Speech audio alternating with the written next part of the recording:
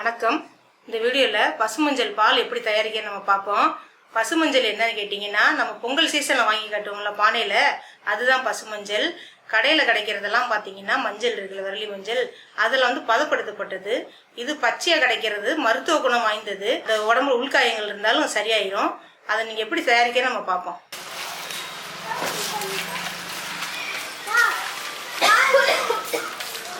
பாருங்கள், இந்த மஞ்சள் போன வருஷம் எங்கள் வீட்டு தொட்டியில் ஊண்டுனது, நல்லா வளர்ந்துருக்கு பாருங்கள். நாங்கள் இவ்வளோ வாசமாக இருக்குது பார்த்தீங்களா.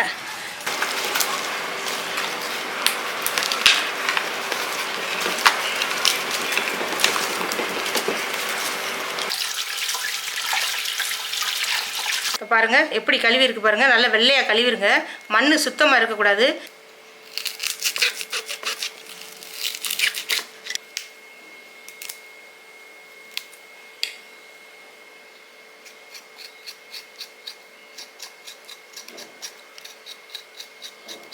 பால் உங்களுக்கு அளவுக்கு தக்கன ஊற்றிக்கிங்க, உங்களுக்கு எவ்வளோ தேவையோ ஊற்றிக்கிங்க.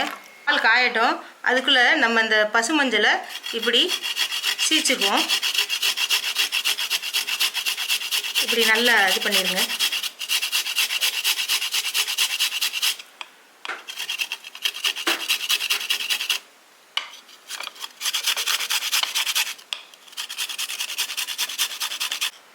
இப்போ ஒரு 6-7 மிளகு எடுத்துங்க. இதில் போட்டு இதை தட்டி போட்டுருங்க.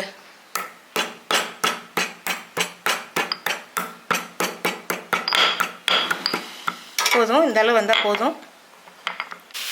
இப்போ பால் பொங்கிருச்சு.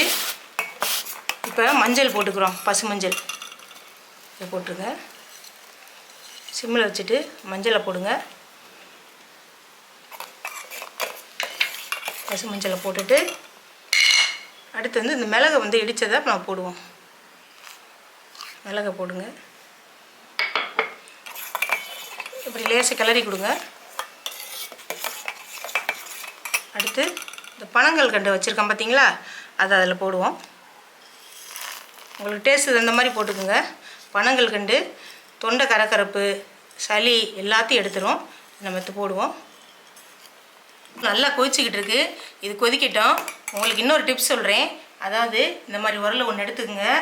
இந்த பசுமஞ்சள் நம்ம கழுவி வச்சுருக்கோம்ல, இதை வந்து சீச்சிட்டு இந்த உரலில் போட்டுருங்க. ஒரு 4 மிளகு எடுத்து இதில் போட்டுக்குங்க.